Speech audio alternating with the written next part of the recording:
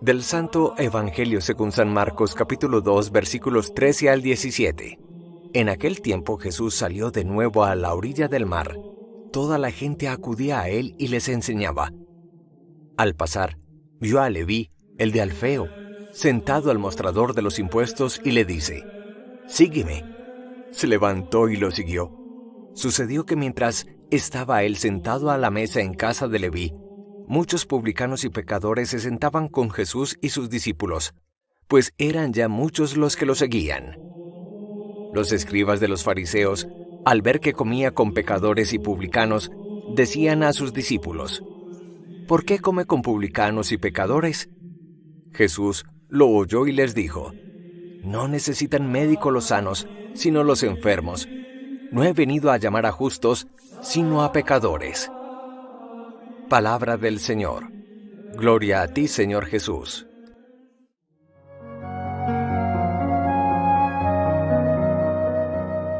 Las leyes religiosas judías eran supremamente estrictas a la hora de excluir a aquellas personas que eran consideradas pecadoras públicas, concretamente los publicanos o cobradores de impuestos. El Evangelio de hoy muestra cómo Jesús, superando el legalismo ritual y el legalismo religioso de su tiempo, tiene una gran libertad interior y no tiene ningún inconveniente en sentarse a la mesa a compartir alimentos con pecadores públicos como los publicanos o cobradores de impuestos. Ante la condena, ante el señalamiento sobre todo de los fariseos, grandes observantes de las leyes religiosas, Jesús expresa una máxima que ha pasado a la historia humana como uno de los momentos más altos de lucidez cristiana. Él, Jesucristo, ha venido al enfermo, no al sano. Él ha venido a llamar al pecador, no al justo.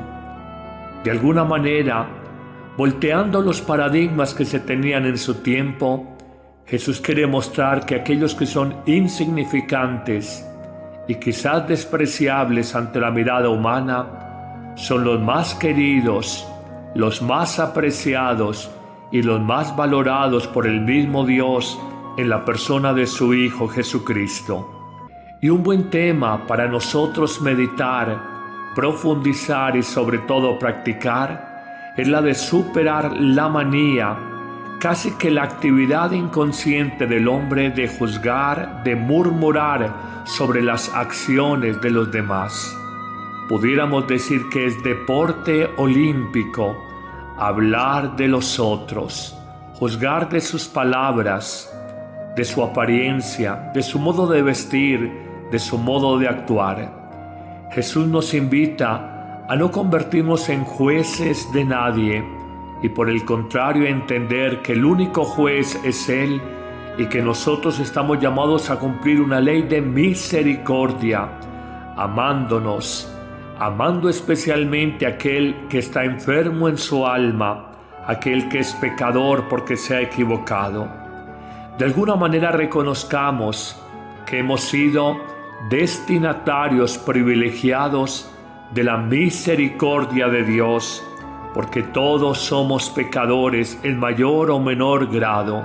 Quien no reconozca su pecado sencillamente no se conoce a sí mismo. Y todos estamos con enfermedades en el alma.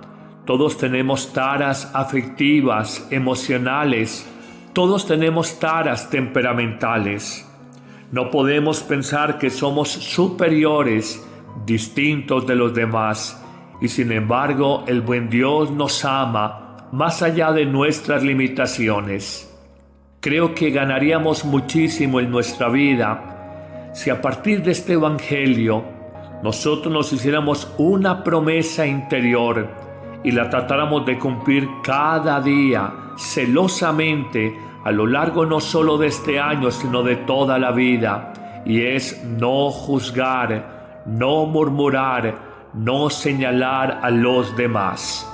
Cuando veamos una conducta, una palabra, una actitud que nos parece reprochable, creo que haríamos más bien y alcanzaríamos más en la conversión de otra persona, orando por ella, antes que juzgándola sin compasión.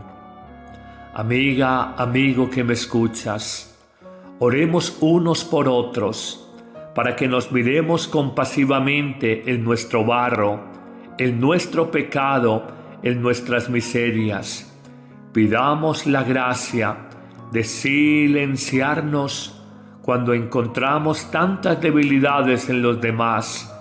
Pidamos la gracia de ser compasivos frente al pecado de los otros y con toda probabilidad encontraremos la compasión y la misericordia de Dios. Señor, un camino claro de santificación personal, un camino claro de cielo es el camino de la misericordia.